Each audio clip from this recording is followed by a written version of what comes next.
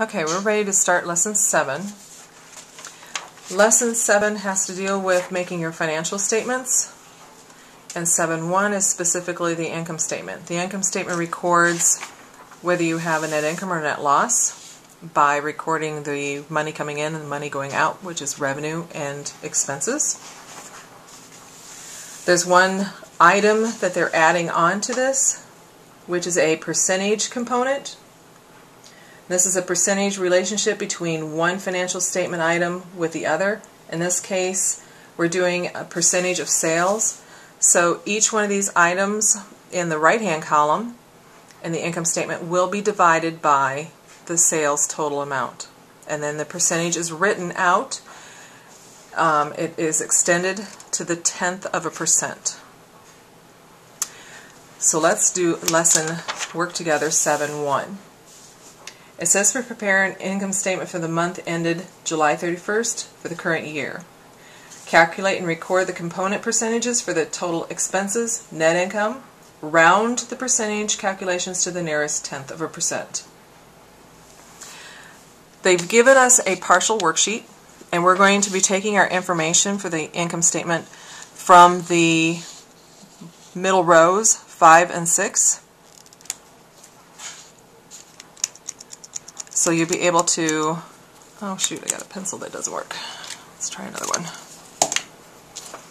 Alright, the first thing we need to do is figure out who we are doing this for. This is Darlene's delivery service. So we put that on the first line.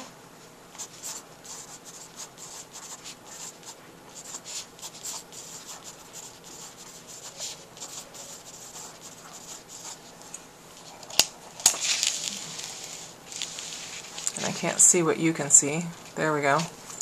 Darlene's delivery service. Second line is always the statement name, income statement.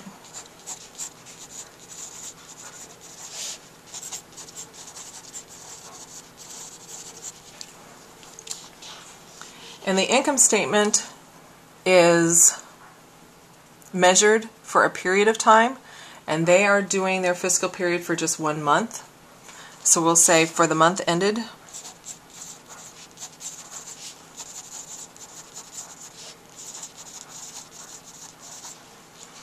July 31st, 2012. Now be careful not to put anything in this top row, because that's the title for the very far right column. Okay. Like I said, nothing in this top row. I think I need to zoom back out a little. There we go. The first thing we're going to do is we're going to do the revenue section. So off to the left here, you're going to write revenue.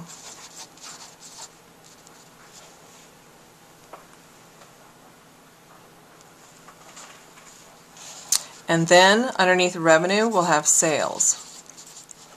If I had more than one type of sale, maybe we have merchandise sales and maybe we have service sales, then we would put their numbers in the far left column, single rule, and put the total in the right hand column, and then label it total sales.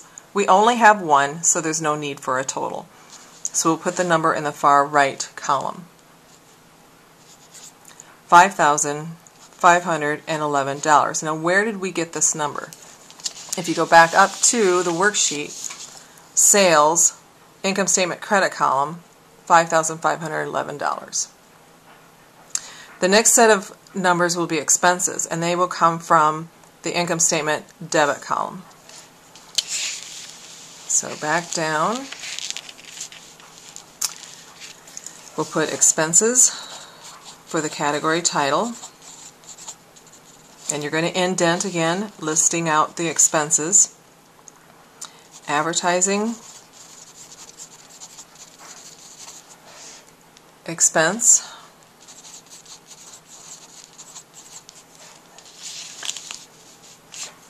and I'm going to put their number in the left-hand column, and we'll eventually add them up and put the total in the right-hand column.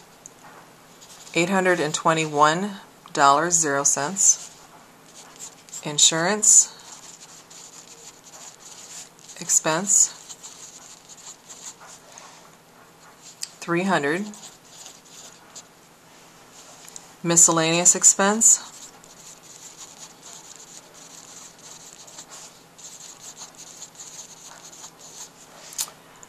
$347.00. Supplies expense,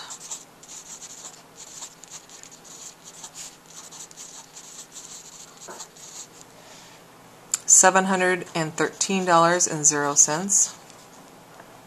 That completes the list of our expenses. Underneath supplies expense, I'm going to put in total expenses. Single rule underneath $713.00. I'll add these guys together, and when I do, I come up with $2,181.00, and you're going to put that across from total expenses in the right-hand column. Then I'll single rule again, indicate I'm going to add something together or subtract. In our case, we're going to take our revenue minus our expenses, and once I subtract that, I get $3,330.00. And how do I know if this number is correct? Well, if I look back up on the worksheet, right here, this number, $3,330, is the same, and it's been labeled net income. That's what this would be. Revenue minus expenses would be net income. So it has to match that number up in the worksheet. And we'll label it on the far left, net income. If my expenses were greater than my revenue coming in, I would have a net loss. And this would be written as a negative number. When you get to one of those, a negative number, let's say this was 3,330 and it was supposed to be negative, you put parentheses around it. Anyway, you'll double rule because it matches the net income on the worksheet. And then we need to do our percentage components. So $5,511, this is 100%. 0.0. If I take the $2,181 divided by the sales, $5,511, my percentage component would be 39.6%.